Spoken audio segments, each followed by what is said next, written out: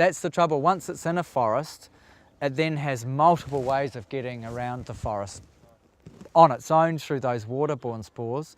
But then any forest activities such as visiting, tracks, tramping, feral animals will then move it once it's arrived. So the best protection is to protect forest that it actually hasn't arrived at.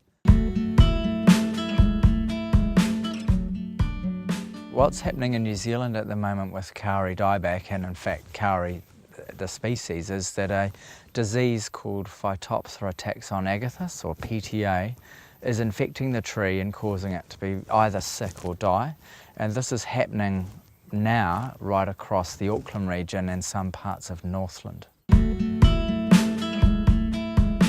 Phytophthora meaning phyto, plant, thora, destroyer, so plant destroyer. We do know now that it's a species at threat because kauri, especially old forest, is less than 1% of what it was, and that's due to clearance and milling. So to have a disease now come in on that appears to cause quite devastating impacts is also a worry for our conservation of it. PTA has two types of spores and they're quite different. The first one is the waterborne spore, which if you looked under the microscope would look like a little tadpole, a little cell with a tail, and that means it can swim through water, so it carries itself down streams and water catchments, but it doesn't have a long lifespan. So if it doesn't find a kauri tree, it dies.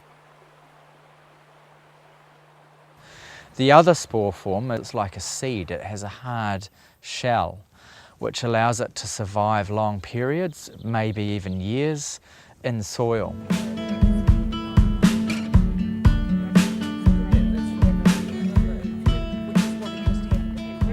Basically what this disease does is once it's at the base of the tree, it moves around the trunk, rotting out or ring-barking the tree. And as it does that, the nutrients coming from the roots up through the cambium phloem tissue are stopped reaching the canopy. So the canopy's starved and you start to get the branches dying back through lack of nutrition. When it first infects the tree, there's probably no symptoms because it's all happening below ground. But once it infects, what you'll see is on the base of the trunk is this bleeding and this kauri gum bleeding. And what's happening is in behind the bark is that this disease is rotting out the tissue or the wood behind the bark.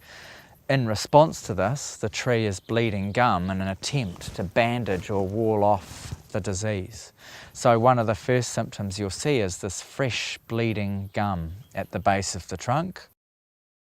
As this disease progresses or continues, so maybe a year later to 2 years later, you'll see the leaves start to die, you'll see the leaves fall off, you'll see branches die, and hence the word Kauri Dieback, because the whole tree appears to die back. The natural bleeds are often clear or translucent or very white. What you see on PTA trees, it's, as I was grossly describing before, is like someone with bronchitis and mucus and green phlegm. It's like a real snotty, globular, oozy, brown, gunky yellow brown bleed, and that's classic PTA bleeding.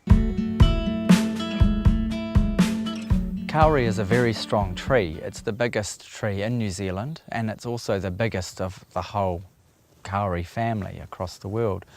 However, it's a very sensitive tree because its root system is very sensitive. It has these very micro feeder roots which are in the surface layers of the soil, and so any disturbance, any compaction, walking, tramping will cause damage to these very sensitive roots, and that is actually how the disease gets into the roots too, is the disturbance or the trampling in that root zone.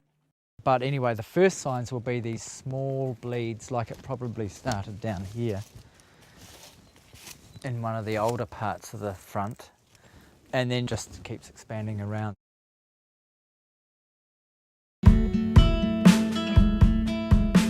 From our surveys, Kauri Dieback's now been found in quite spread out areas from Northland, so we have it in Waipara Forest, We have it extensively throughout West Auckland, North Auckland, way out into Great Barrier Island. So actually there's several thousand hectares of kauri forest affected.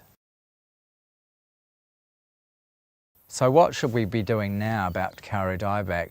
Well, the main issue is spreading it around the place, so we need to be really careful when we're visiting all kauri forest, whether it's got the disease or not. So that means everyone visiting or working amongst kauri have to have clean shoes, clean equipment, both arriving at the forest and then when they leave and go home again, clean that same equipment and shoes so that people are stopping the spread from unhealthy areas to healthy areas. So we need to protect the healthy kauri, and we can do that by those simple measures of clean in and clean out.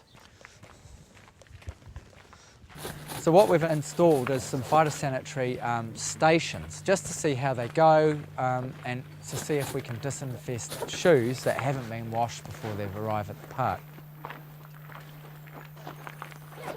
One of the other ways the public can help clean in and clean out is also use the little disinfectant stations, which have a spray bottle containing Trigene and a brush. And so when people arrive at a forest or a track, especially in Auckland and Northland, they'll find these little crate stations, and if people can use those and spray their shoes with the Trigene, that would be really helpful as well. This Kauri Dieback's a community effort. We need everyone's help to do this. So we're asking the public to help by using these kits and also cleaning in and out, because it's together that we're going to beat this thing. So I guess we're really asking everyone to continue to enjoy kauri and come to the forest and have a look and have a visit, have a walk. But also, as part of that, now we have to be very careful and help protect the kauri that we love so much.